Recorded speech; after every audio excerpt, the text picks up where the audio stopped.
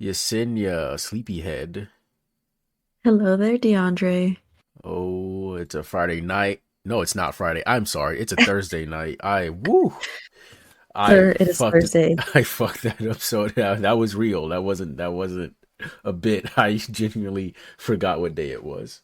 We clearly know where your mind is. You're ready Yes. for Friday. Dude, I am ready for Friday because it's the start of the weekend. It's Fanime weekend, Memorial Day weekend. It's a big holiday weekend coming up. I know we got some plans. I've got plans. You got plans this weekend? Um, I might actually. I think I'm gonna figure out how I feel. I've been in pain more recently, so I might take it easy, but it's gonna be a nice weekend, so I want to be outside. Yeah, take it easy. Enjoy the sun. It's gonna be nice and cool outside in the California sun. Yet again, another glorious weekend. Bright sunny skies throughout. You love to see it.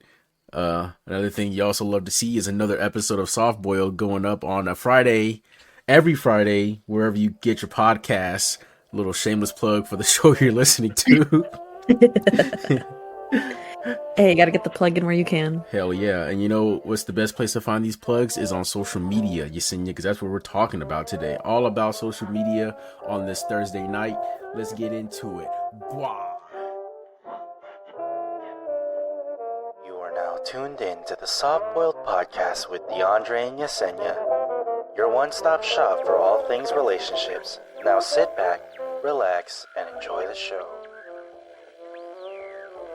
Yesenia, today's episode is all about social media, how it warps your mind for better or for worse. But let's be real, it's probably for worse. It's probably for the worst, especially because this episode specifically will probably have more takes on it in the future, but I think in almost every single episode so far of Soft Boiled, we have mentioned how social media has a lot of cons. Yeah, we've always sort of like touched on it here and there, but we've never gone full bore into the social media topic. But here we are. And of course, I'm sure our thoughts won't be contained to just an hour of an episode of this. I'm sure we're going to be doing another episode or two or three on this topic because Lord knows there's a lot of hot takes out there on social media. And I Not only that, but just like the different ways social media impacts a person, whether we're talking about friendships, we're talking about relationships, your self-image. I honestly feel like sometimes social media portrays mental health like clout, damn near like it's almost as if having depression or having anxiety nowadays. Or the most popular one that I've been seeing with patients has been like DID.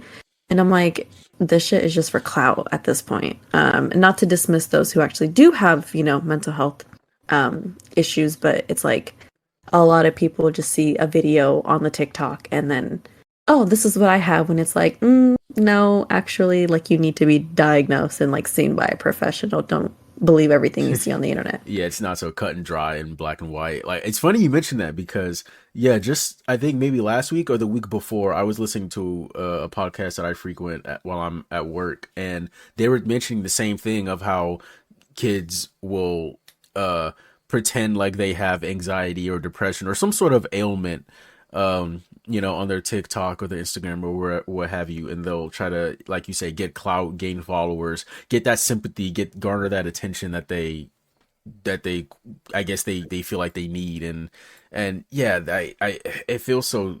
And again, not to dismiss anyone that does have those things. Those are very real ailments and diseases and whatnot, but it's it's so scummy when you do it just for the attention because you see other people, oh my gosh, she's depressed, I'm gonna give her so much love and affection, and hey, where's mine, you know what I mean? Like that you're going about it the wrong way. Absolutely.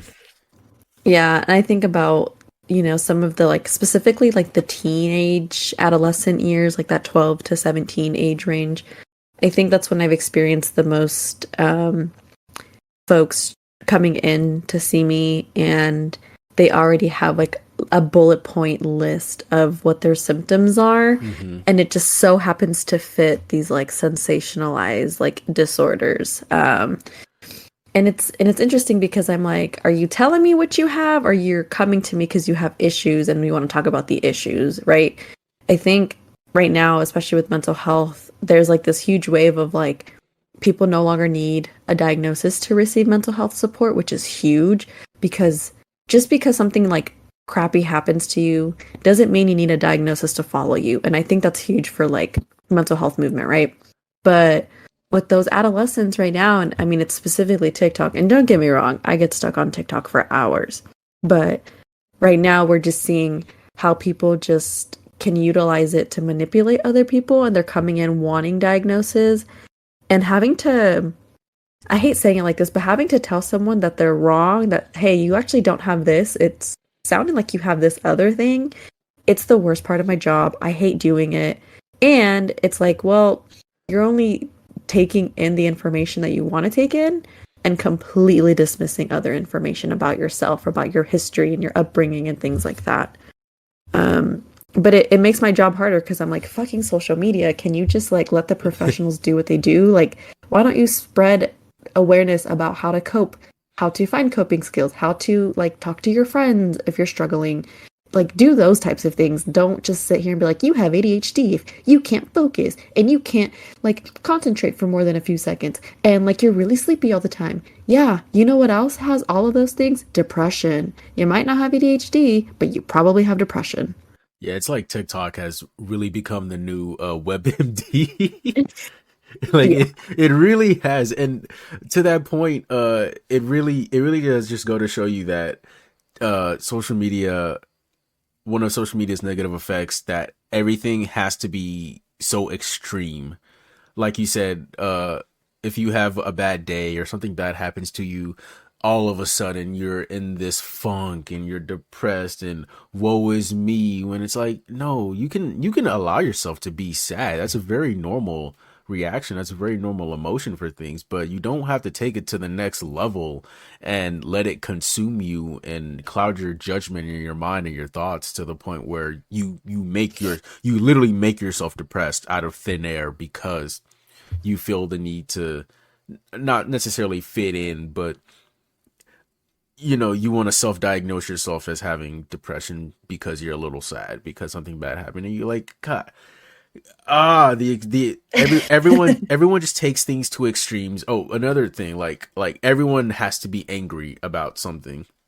And Oh, let me walk that back. Not angry. That's not what I was looking for. You have to be all in, or you have to be all out on something. You can't halfway maybe sort of like something. It's either you are way into this thing that I like or I am into, or this subject matter, or you absolutely fucking hate it. You know what I mean? And it's like, for example, if I say, man, I'm more of a waffle guy than pancakes, bro.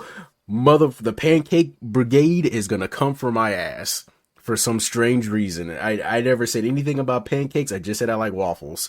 and you Why am know, I getting pancaked right now? and you know, on the topic of mental health, that type of thinking is known as all or nothing thinking, also known as black or white type of thinking, which is actually a negative type of thinking.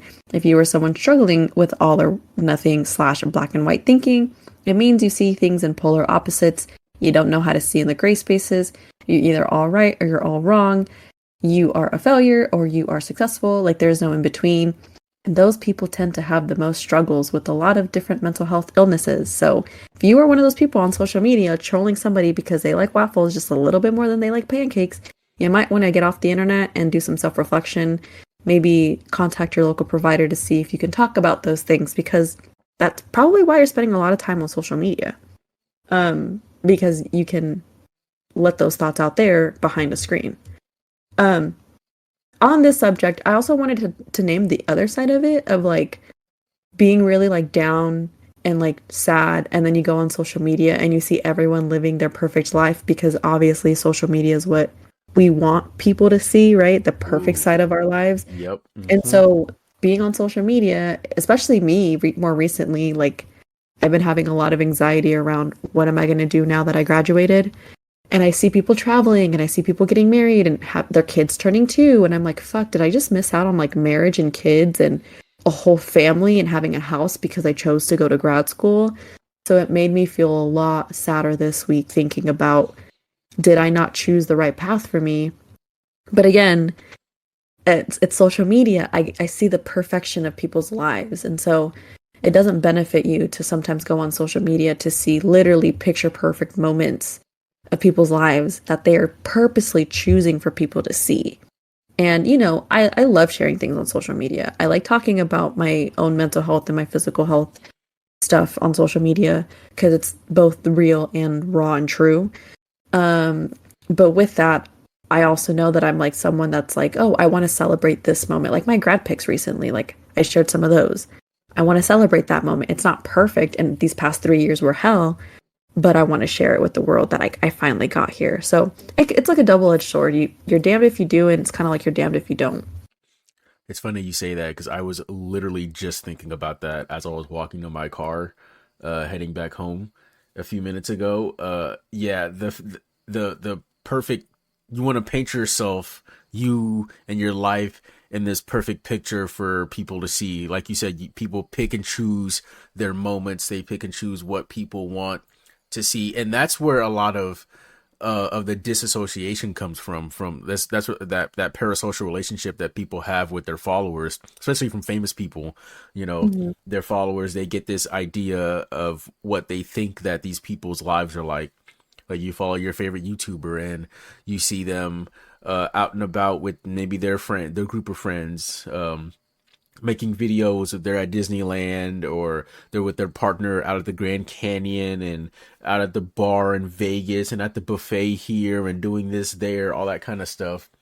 But of course, you obviously are not seeing the full picture. You're maybe like less than 1% of their lives, but that less than 1% to you is their entire life because you don't know anything else about them. And that disassociation like really kicks people in the ass, and a lot of people don't realize that a lot of people treat the people that they follow online super bad because not because that they're jealous or anything like that, but because it's almost like these people are their playthings.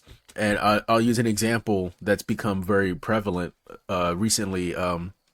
A bunch of WWE wrestlers have been getting hounded at airports and hotels and in public spaces when they're not obviously in character, when they're not on TV in the ring or anything like that.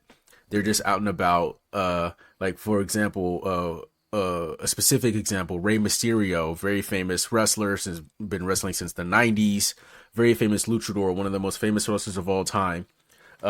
Like a few months ago was at the airport getting hounded by these people. I wouldn't even call them fans, but these people that just have boards of pictures of them, and they literally want him to sign every single one of them for the purpose of them so they can resell it on eBay and make some quick cash or whatever. That's the type of shit that I absolutely do not agree with. Everyone deserves their privacy, regardless of whether they're famous or they're an athlete or they're an actress or an actor, musician, singer, rock star, whatever. Everyone deserves their right to privacy. And when they're not, on camera or on stage being who you want them to be, yeah, everyone deserves a level of privacy and intimacy. Like, just because you're famous, and that doesn't mean you can't go out to Walmart and you got to eat too. You know what I mean? Just because you're famous doesn't mean you can't walk down the street or go eat at a restaurant with your family.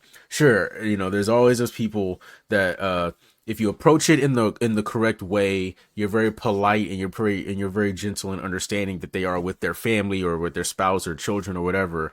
A lot of people are nice and let you take a picture, to have a word with you or whatever, and go about your day. But I hate the people that, like, just because you follow them on Twitter, Instagram, that you are owed their time just because you are a number on their social media account. I Yep, absolutely like they hate. feel like they're like you are in debt to them and you Yeah. have to stop and talk to them or you Yeah. have to stop and take a picture with them. Yeah, you're famous because me. And I'm like, oh, you're so cringy. Yeah. Um, and with that, it makes me think of just like the most unhealthiest body image issues we're having in society today. And, when I think about it, it's like, I think right now, something that I'm seeing a lot, especially on TikTok, is like a lot of people hating on the Kardashians. And don't get me wrong, I'm not a fan of the Kardashians and the family stuff. I have my own family drama that we could have been millionaires for with all the shit we have going on. But I think it's a whole industry. It's a whole, and like social media just gave it a bigger platform, right? But they were these upcoming it girls, this it family. But even before them, and there's a whole bunch of other people outside of them too, that just set these real, unrealistic, like highly dangerous and just like unhealthy ways of looking perfect. And it's one thing if it's just like the lip injections, the cheek injections, the implants, right? But it's like something people don't realize is how much of a privilege it is to be healthy nowadays. And I'm talking like gym memberships or like Pilates memberships or yoga memberships.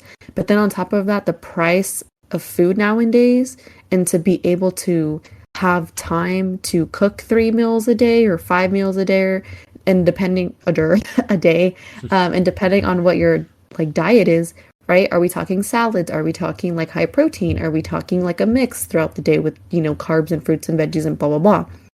And your average American citizen, and actually, no, just your average person who lives here in the United States is probably working around 45 to 50 hours a week, meaning they probably either have to commute about an hour to and from their jobs, right? And this is like quote unquote average. And this is really just based on statistics that I've seen in the Bay Area, which means you're probably getting around maybe 7 hours of sleep if you're lucky. And that's already like a pretty lengthy day. So when are you supposed to have the time to like eat healthy food and balanced food and like use a gym membership or work out at home or whatever, right? And I fucking hate the people that are like, oh, if you really wanted to, like you would. It is a privilege. It is such a privilege to be able to have time to dedicate towards those things, to start that lifestyle or start those habits if you don't already have time in the day to do so. And people who say otherwise, I really want to know what your weekly schedule looks like and when it started. Were you working when it started? Were you a student when it started? Did mommy or daddy pay everything for you at the time? Was your significant other paying for things for you at the time? And like, when I see social media and like I had to stop following a lot of influencers, like specifically my favorite YouTube influencers, because they were just having these like unrealistic diets after giving birth. And I'm like, I know you got liposuction, just say so. But you saying you drank this like apple cider vinegar tea, first of all, you're burning your throat and you're burning your insides. You probably have a bunch of acid reflux and heartburn, and you're probably going to give yourself an ulcer. But I'm supposed to bounce back 2 weeks after having a baby like that? And you mean to tell me you didn't get liposuction? Please. And as a woman, like we already have to be perfect in every way, shape, or form.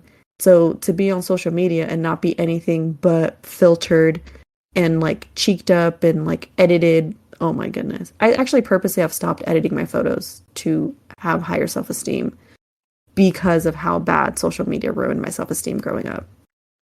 Yeah, the amount of filters, not just like cosmetic wise, but the filters that people live through is is fucking wild. All to portray something that they're not. And oh my god, when you were talking about the the privilege of pretty much of time, like time is not a right to anybody. It's such a privilege to get any amount of time to yourself because yeah, as you get older, you have to dedicate so much of yourself, your time, your body to other things like work. And what are you doing after work? Are you coming home? Are you like you said, are you meal prepping? What are you meal prepping a diet? If you're on a diet, do you have time to go to the gym? Do you have time to work out at home or, you know, do any sort of physical activity? And then you've gotta wind down. You've gotta eat right, drink right, sleep right. Oh, that's a huge thing too, is sleeping right. That's a lot the thing that a lot of people seem to forget. Like your rest is just as important as being active. But at the same time, like, yeah, we're in, God forbid, if you're in, like you said, if you're in school, if you're a student, that already eats up a good chunk of your free time, because you have to dedicate it to keep maintaining your grades, maintaining your GPA and your courses and all this stuff. Like, everyone's lives are just so incredibly busy. Like, and it's so easy to see why people take these shortcuts. Hmm. Like the fucking, what's that pill that's very popular now? Ozempic, I think, that weight loss Hmm. pill. Like, Ozempic has just skyrocketed in popularity over the last couple weeks because everyone wants that get rich quick now scheme. They don't want to do the work to lose the weight. They just want to have the weight gone. So I'm gonna take this pill for a few weeks. I'm gonna drop 10 pounds. Little do I know, the moment I stop taking that pill, those 10 pounds are coming right back. So it's called, I'm gonna probably say this wrong, semaglutide. It's sold under the brand Ozempic. Mm-hmm.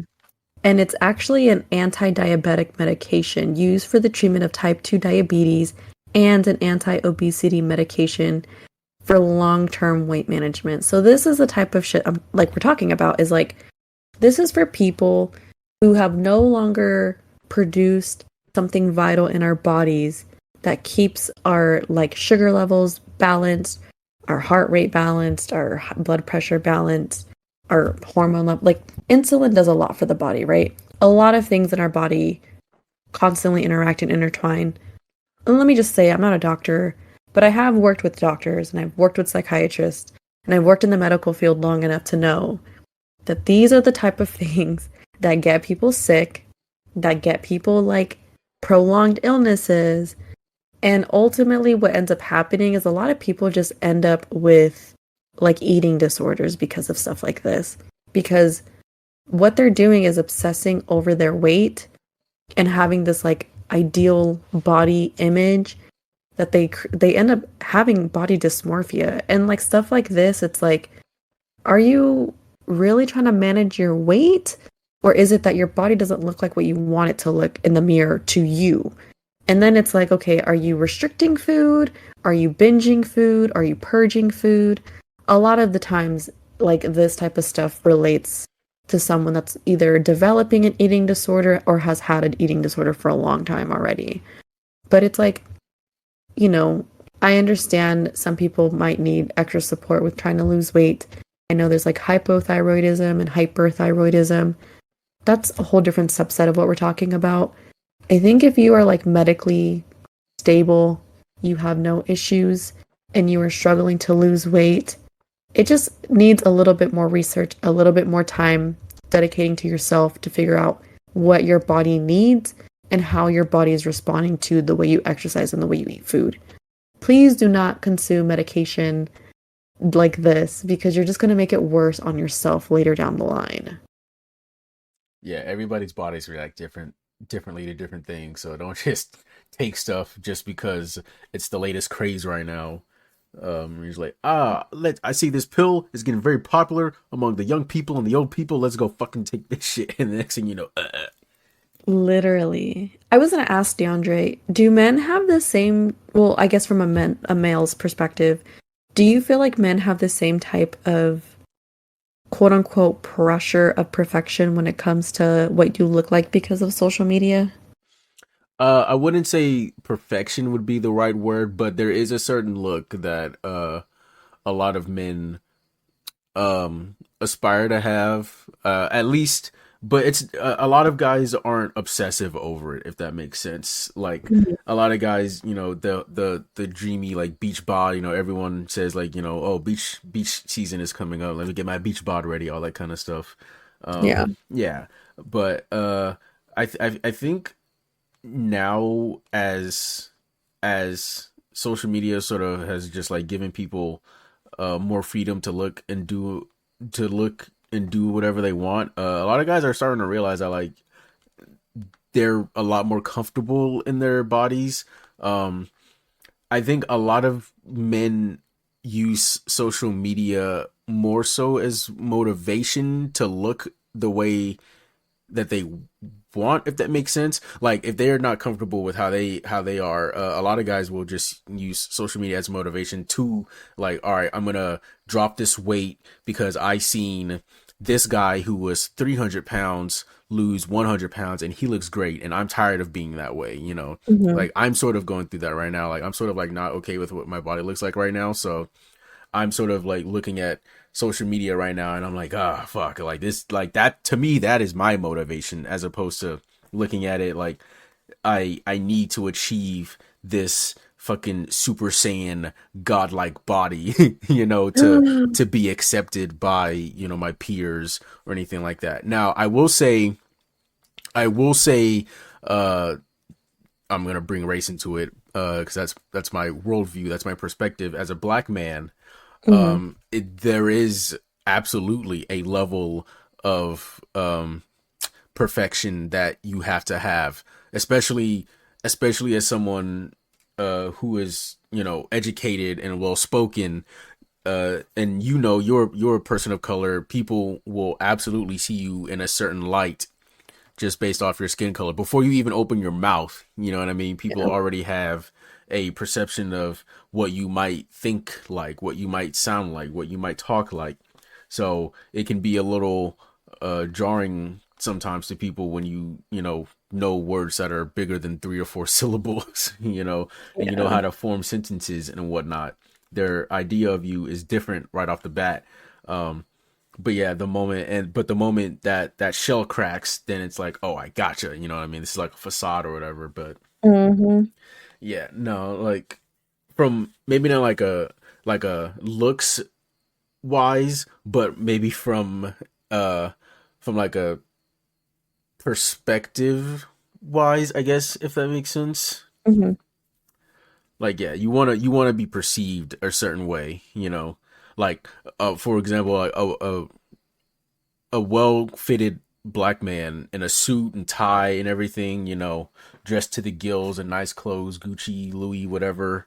Mm-hmm. He will no, you can dress up as nice as you possibly can, but there is always going to be a hint of doubt at your intelligence level, or there's or any sort of doubt. There's always going to be a hint of doubt, no matter who you come across. Well, Yeah. stranger wise, of course, not like people you know, but there's always people are always going to doubt you. You have to prove yourself, Mm-hmm. no matter like who you come across in that kind of setting. So yeah, that's more so the challenge, I think, for guys, is like proving yourself as opposed to achieving that brass ring of, you know, that brass ring of perfection. Mm-hmm. Yeah, that makes a lot of sense. Um, Something that you were saying right now with like learning or like looking at somebody and kind of having like a stereotype of and a bias of what people sound like and what, they might, be like in person or whatever. It made me think of, were you there that one night we went out to, the local pub over there in your area, that brewery, and I guess somebody asked me to look up somebody and I was able to find them in like 2 seconds. I Were think you I there was that there. night? I think so. Yeah, that can be for sure the scary part about social media, specifically Oh with like yeah. us women. All I need is a name. I don't even need a real name. I can use a nickname and I'll figure it out. It reminded me again, I talk shit about TikTok, but I use the tickety talk people, okay? Like some of those videos are funny as hell and I need some entertainment in my sometimes depressing work. Um, but I seen this video of this girl that was saying like I can find anybody's information, like, like try me. And so this guy, he's just like, "Oh, I don't have any of my information out there. So, do me or whatever." This chick found him in like 10 minutes. And the only reason why she said it took longer was because he didn't have like any type of names on any of his social. Well, he only had Facebook and like TikTok, I think. But it wasn't even like he had a face on his picture. He didn't have a full name or his real name. It was just like a username. And so she had to go through like tagged posts and like, mutual followers and all of these like roundabout ways. Um, but I was impressed on how she connected it, and I was like, let me try. So then I tried somebody like on, like I found like a random person's comment in her section and I did it. And it took me about 3 minutes to figure out who they were.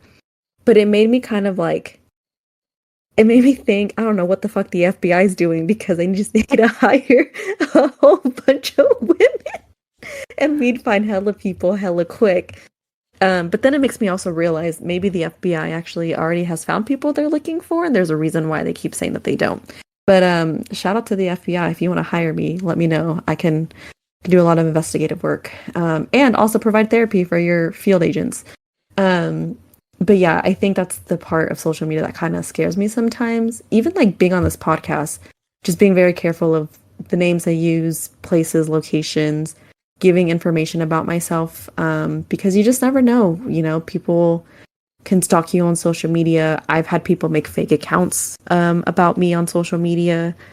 And it's easy to just find everything about a person on social media. And all it takes is one person who, has something going on with them to really take it to a scary place.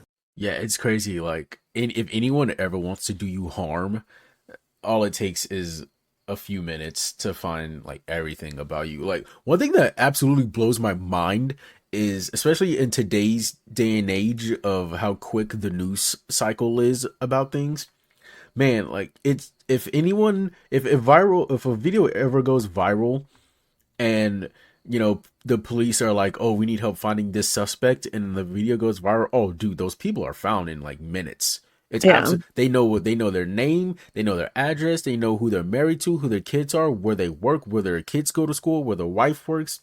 It's absolutely insane how quick. And I'm sure these people are just going off of they're probably just doing stuff that private investigators do, I guess, starting with a picture and a general location of where the video was taken, and then they just like reverse search a lot of stuff from there. Like, it's crazy.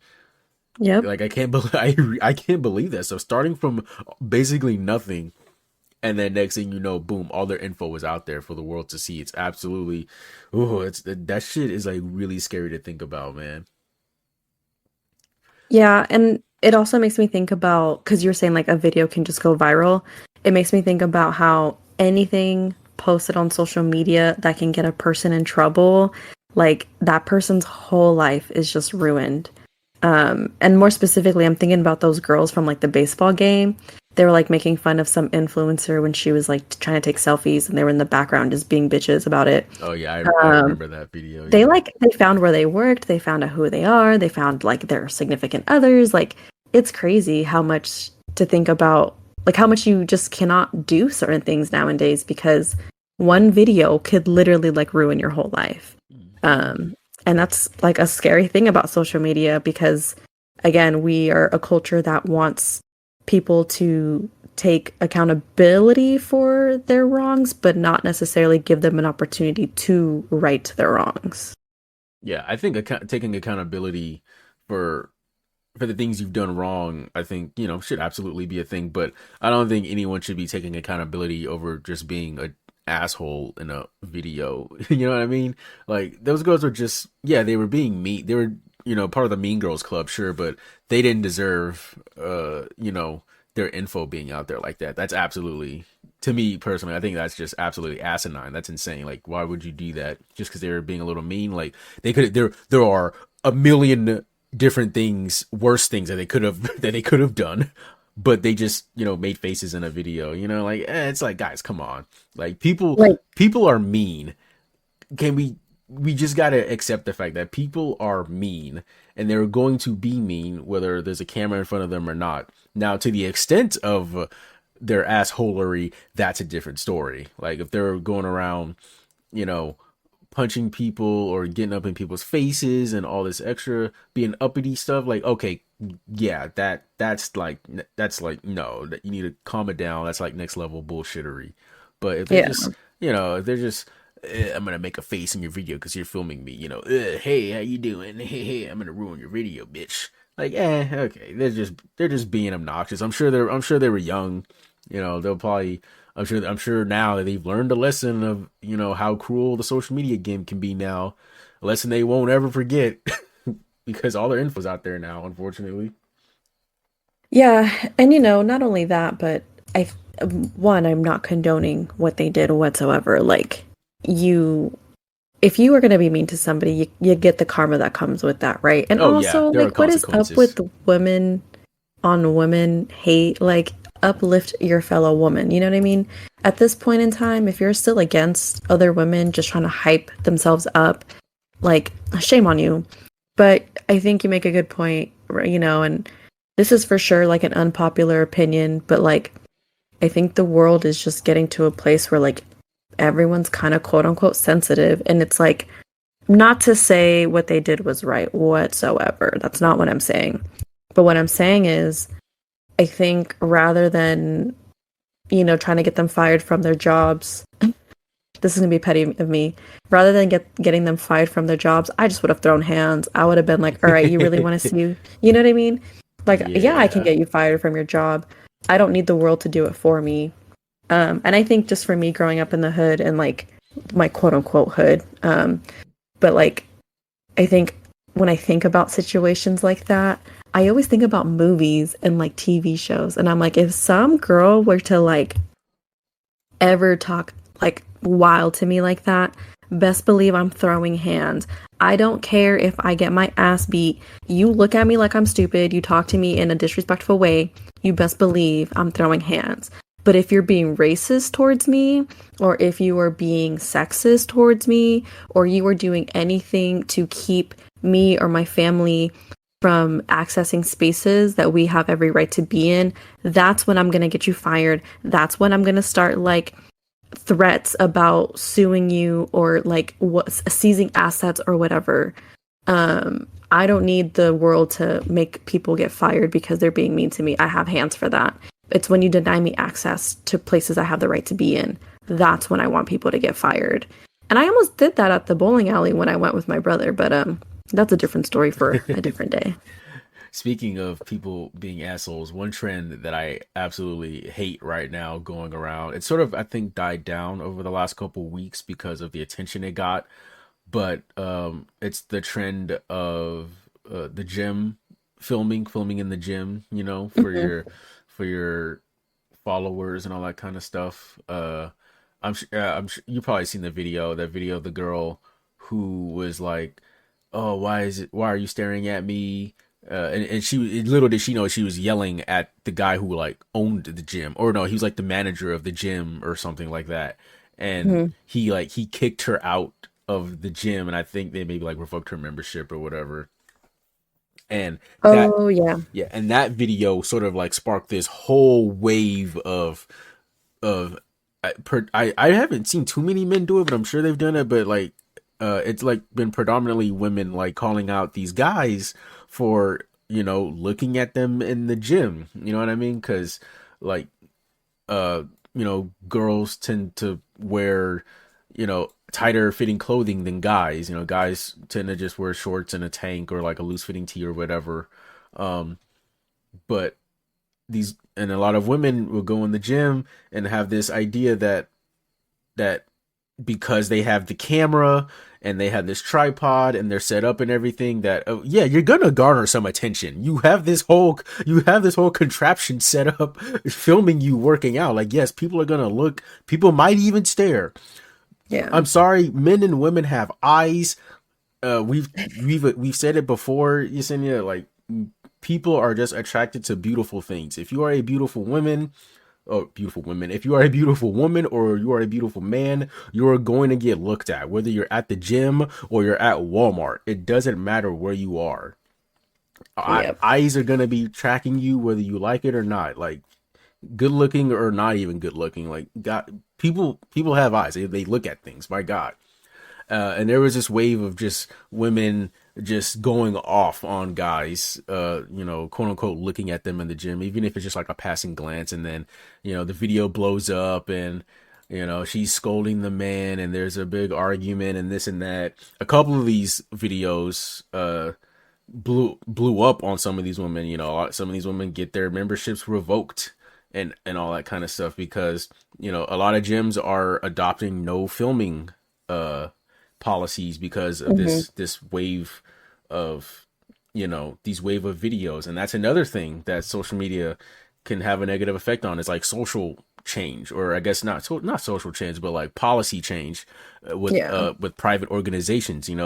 How many what's next, is Walmart not gonna be able to, or is Walmart gonna be the next store to, be like, no filming, on the premises, like, at all?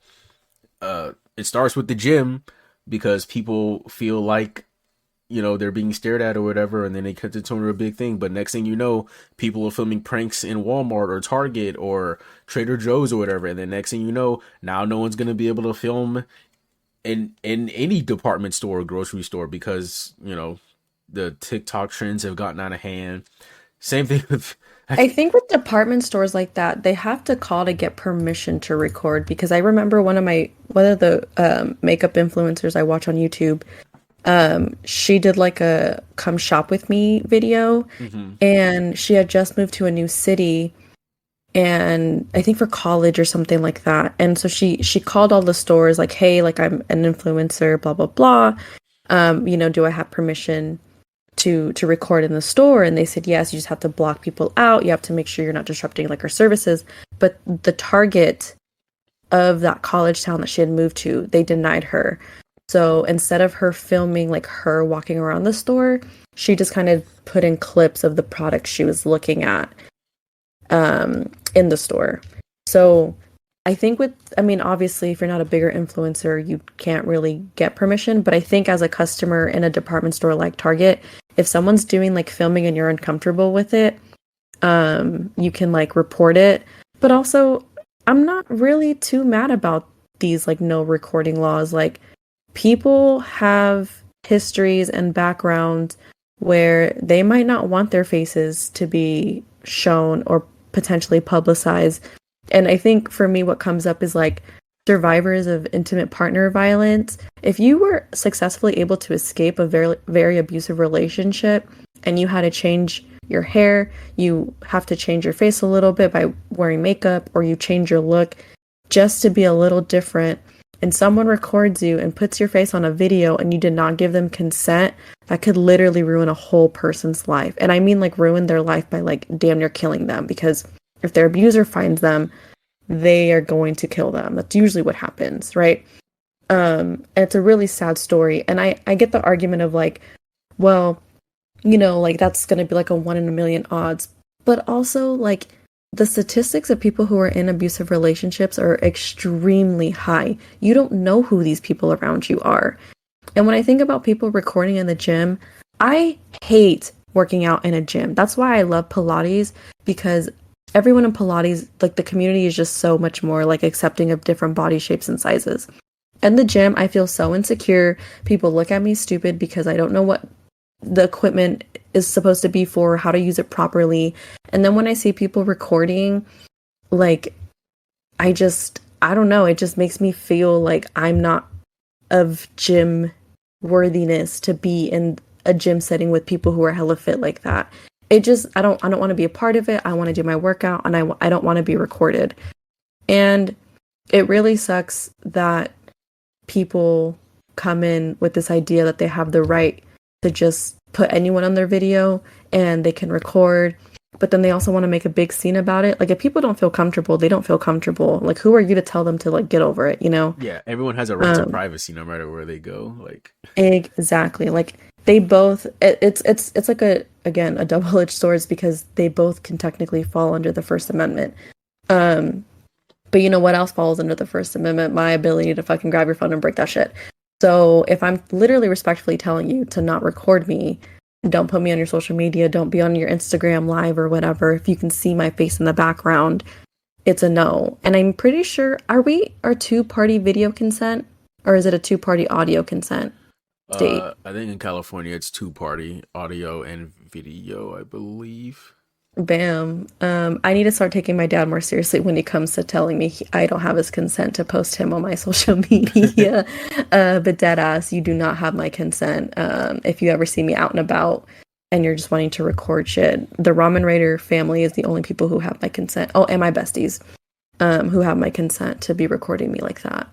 But you know, it's unfortunate, but these are the consequences of social media. You know, be kind and respectful to others. Have awareness.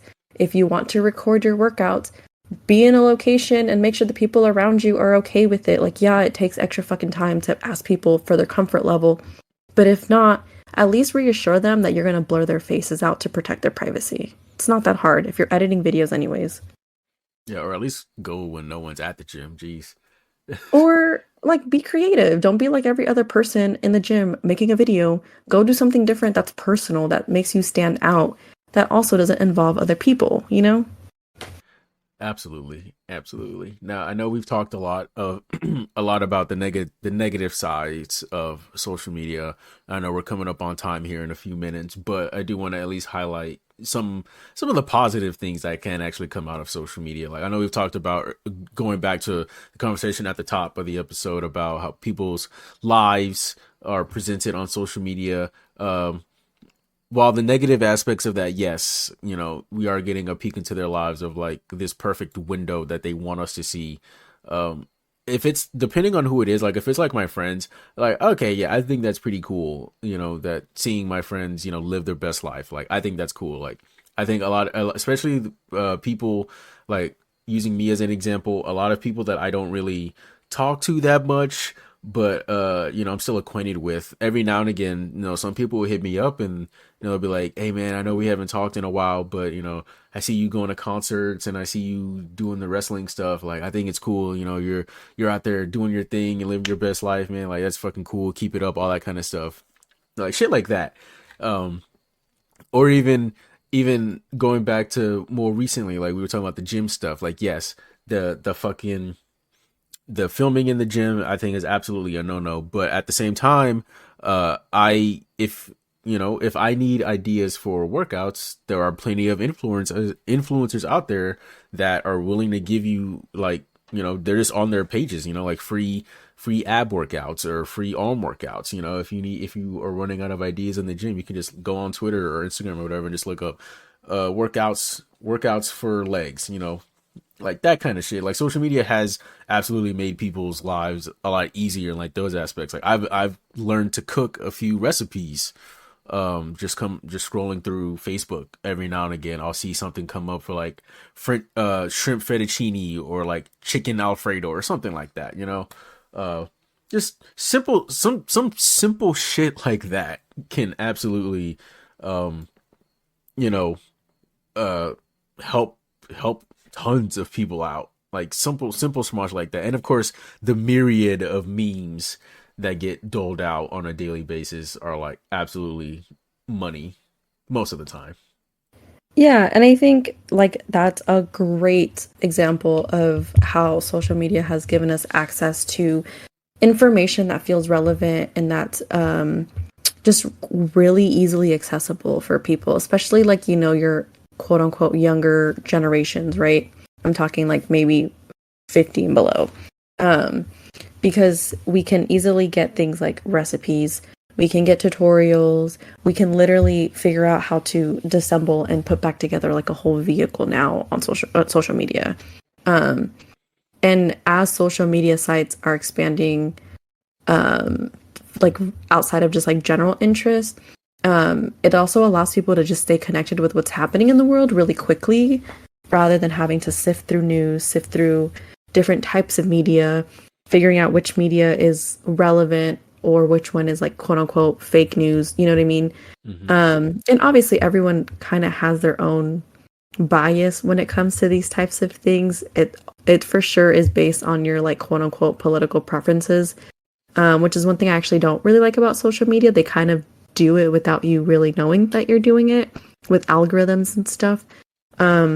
But I think it's a really great way that we stay connected with what's happening in the world. I think, like, for example, like the volcano in Mexico that just erupted, I had no idea. I don't read the newspaper like that. I mean, I started reading the New York Times, but I like to just read the local stuff.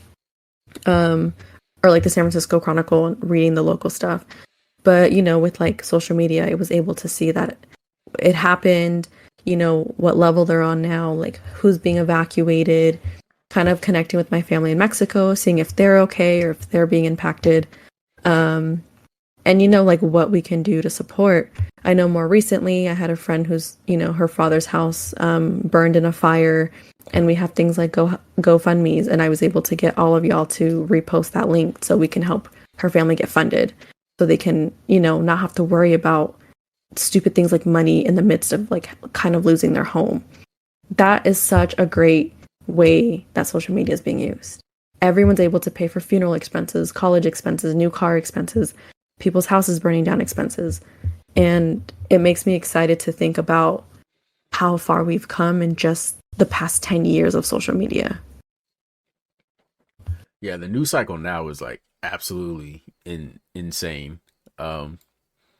Like my favorite trend, one of my favorite trends on Twitter in the last couple years is whenever there's an earthquake, you know it because earthquake trends on Twitter for like a whole day. Mm-hmm. And everyone just reshares the same memes of was that an earthquake, running to Twitter to check. You know what I mean? Like I absolutely I adore that. I live for that, especially when there's an earthquake up here. I'm always like, ooh, that was an earthquake, let me give it 30 seconds and let me just And go. then boom. Yeah, just boom. It's just I'm just flooded with everyone. Oh my god, was that an earthquake? And it's like, yes, You know what's you silly funny? people. Off topic little comment. Like a few weeks ago, I hit my knee on the side of my desk, so my whole desk was shaking, and I was like, earthquake, but I meant it as a joke. And literally like 2 minutes later, I get on social media, I get on Instagram, and it was like the Bay Area Instagram page that I followed that was like, oh, earthquake, 4.2 magnitude from whatever city. I think it was like over in like Antioch area or somewhere that way, Pittsburgh. And I started hella laughing because I was like, oh, I was joking, but maybe I didn't hit my knee as hard as I did, and the rest of it really was the shaking of the earthquake. Yeah, you gotta love California. Oh yeah, California's great. Earthquakes aside, like Yeah. the literal ground beneath you shaking, and there's nothing you can do about it. But at least we have social media to keep us updated with, those types of things. I also think something else that just came to mind, sorry to like jump onto this.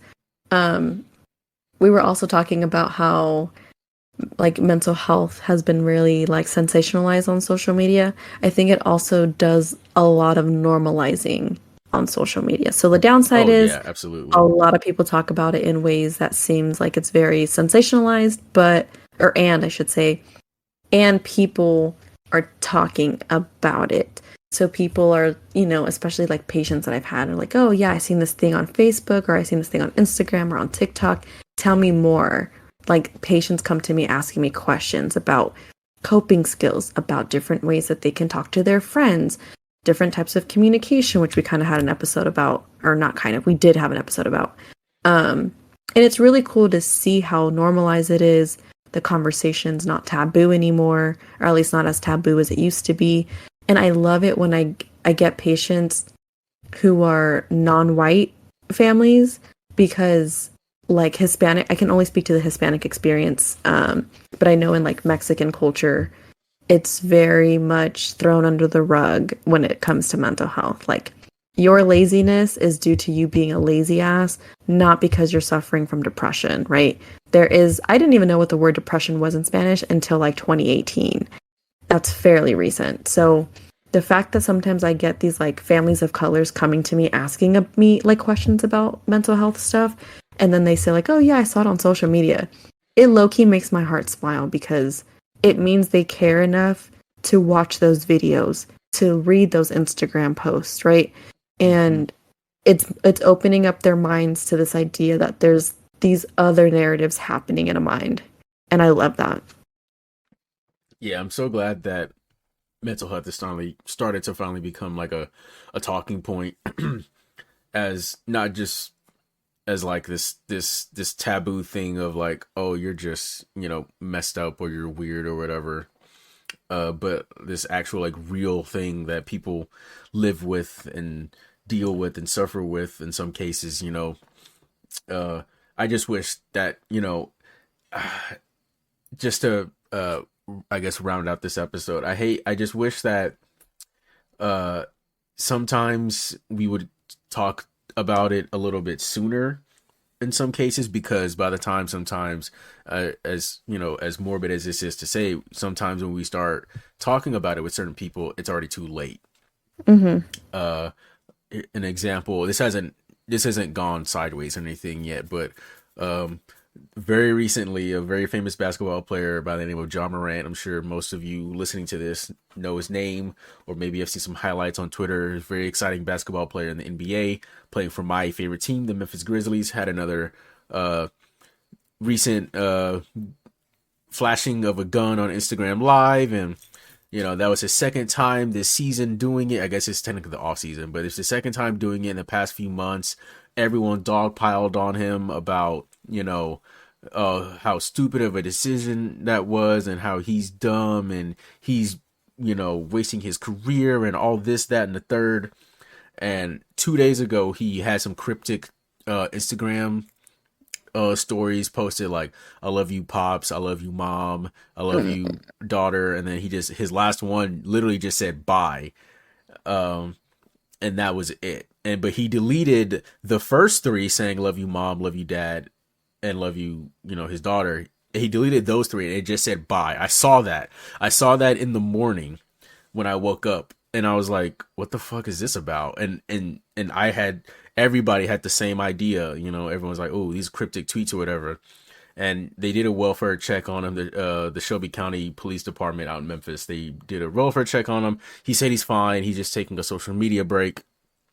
And so now everybody wants to start having the conversation of mental health around John Morant. Like y'all were just trying to cancel him 2 weeks before, or however many days before, because he was flashing his guns, rather than seeing that as like, okay, what's really going on? Why do you feel this need to post about your weapons? Yeah, I would see, okay, as a trained quote unquote professional, I do see that as like, all right, you're kind of looking for someone to question this. I hate the term attention seeking. I'm hoping we come up with a better word, but I really feel like that's what it is. Not that you want people to look at you. I think you're trying to figure out a way to say, help, I need support, and you don't know how to say it. That's when I say attention seeking, just know that's forever what I mean. People having a hard time, or they might not know how to put it into words, but they're trying to ask for support and not know how to do so. So they do behaviors like attention seeking, or that are attention seeking, like waving your gun on social media. Because maybe he just wanted someone to reach out and be like, hey, like, are you good? And instead he got hella hate. Hell, I don't even know who I don't watch basketball. I literally barely know like a few players' names. And I knew about this situation. And that was the first thing I asked. I was like, I wonder who checked up on him and asked him if he was actually good, on top of all the hate he received that day. Yeah, it was absolutely insane. The media ran with it for, like they did the first time, when he was in the nightclub, flashing his gun in the strip club in Denver. That was the first time it happened. That was like back in like February, I think. And the same thing happened then, oh, this guy's dumb, dumb decision. But everybody was on his side then because it was a mistake and they were willing to forgive him. Now it's the second time, and now everyone's like, oh, well, you're just a dumbass. And the media ran with that story for like days on end until he had those tweets. And now everyone's like backtracking, like, whoa, okay, maybe there's some mental health stuff. And it's like, well, maybe there is, but you didn't take the time to reflect on that. You just hopped on the bandwagon of he's a dumbass, and we're gonna do this news thing for 72 hours of just pounding on him and calling him names. Isn't he like 23? Yeah, he's 23. Yeah, see, and like, okay, this is a whole other episode, but thinking about professional sports players, specifically young Black men, you got people like the NBA, the NFL, out here promising these young ass kids millions of dollars. But are you also providing them with like financial assistance, with like a financial advisor? Most of these people are literally the first in their family to break, generational poverty. So you're giving them all this money and all this clout and all this fame and all of the ladies, the men. the body image, this pedestal. Are you giving them the resources to manage all of that? Because I'm for sure in the nose that the NFL does not give a fuck about its players. Like, I'm sure the NBA doesn't. I'm sure all these fucking major sports people don't, because they just see money signs. That's my personal opinion. And it makes me sad, because rather than people hating on him, they could be figuring out why he's doing what he's doing, how it might be impacting his, basketball career, what might be getting in the way. You know what I mean? Like, what else is going on there? Because he's 23 years old. He's a baby. He's literally a few weeks older than my sister. Wow. Actually, no, a few months. Never mind. But it's like, he's still growing up. His prefrontal cortex isn't, or his frontal lobe isn't even developed yet. Yeah, he'll get there. And yeah, to round out the conversation, like, yeah, I do hope he is, getting the help that he needs on and off the court, for whatever issues he has with, if he has any issues at all, who knows? Mm-hmm. Like, I'm not sitting here speculating he has something or he doesn't have anything, but He might just be a 23-year-old with a lot of money and has no idea what to do with it outside of making impulsive ass decisions. And by all means, homie, I hope you learn from your mistakes. yeah, I'm sure he's got Grizzlies executives and Nike, more importantly, in his ear trying to tell him, like, bro, you're about to lose a lot of money, and hopefully if there's one thing that motivates people in this world, it is money. But yeah, that's gonna, man, that hour, I don't know about you, that hour kind of flew by. I did.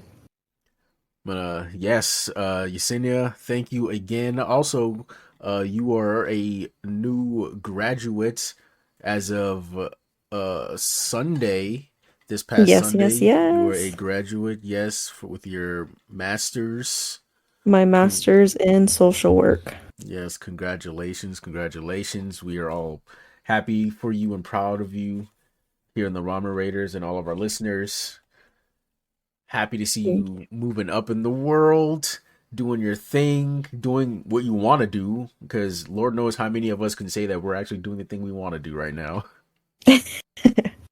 Thank you. I really appreciate it. And you're going to make me cry, so you can stop talking now. Now, let's keep talking while we round out, while we finish up this episode before the Um, tears start. yes, to all of our lovely listeners, if you made it this far, we thank you so much for sticking this episode out, because I feel like we were going ham a little bit in the beginning there. But social media, it comes with the good, it comes with the bad.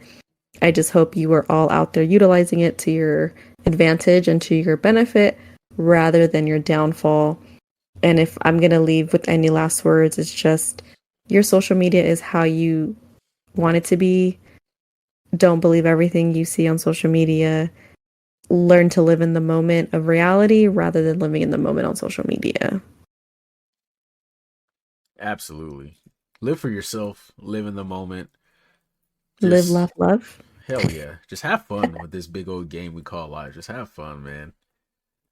Just, Yes. as long as your fun doesn't infringe on other people. Yes, that too. But yeah, Alrighty. thank you for coming on this journey with us and getting a little soft Soft boil. boil.